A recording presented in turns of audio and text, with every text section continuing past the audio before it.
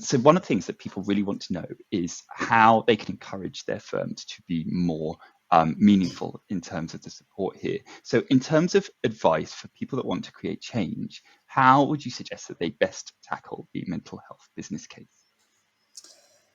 Well, for me, I believe you should never make assumptions. For me, it's fundamental to find out what is going on in the workplace.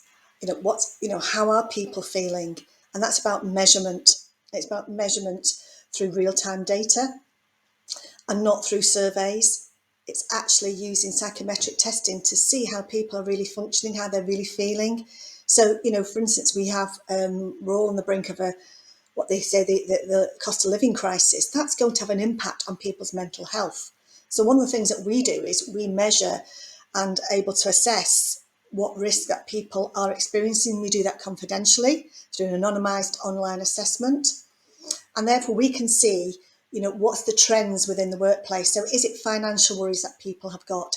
Is it mental health? Is it their emotional well-being? Is it their job? Is it childcare? Are they worried about a loved one? We're able to identify what's really underpinning the drivers of causing people's distress. And once a company has that insight on those themes, then they can address those problems very proactively and succinctly, and not making assumptions, checking in, taking the time to find out what's really going on. And it's the same, if somebody was suicidal, it's understanding what are the drivers that's causing them so much distress. And It's so once we can important. start to work with that, once we can start to work with that, that relieves that distress. It helps to bring it down, even if it's gone from a 10 down to 9.5. It's just moving it down gradually.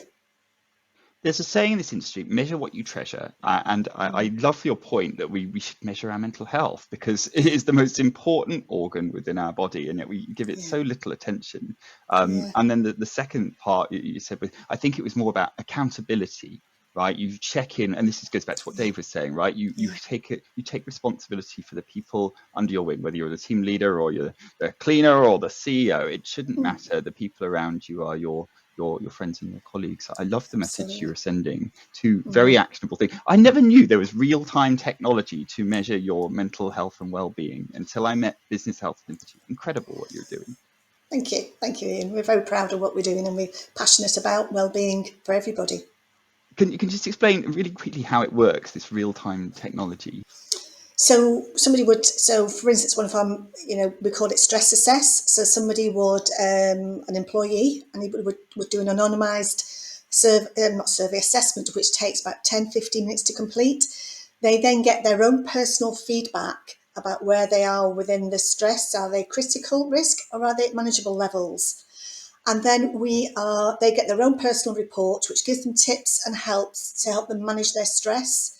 If somebody's at the critical to midline, they're offered a one-to-one session with myself or Julie, and we would do inside out coaching with them. So looking at how we can help them, what's going on, being very, very proactive and constructive in what we can do to help them and empower them to make some changes. And that might be just to have a voice to go to their employer and say, this is what I need.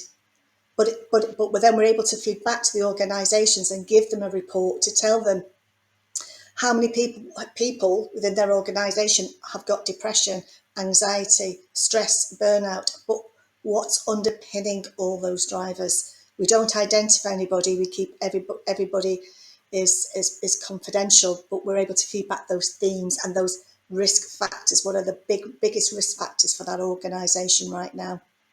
Because it's not a one size fits all approach. Now, the panelists did this today ahead of the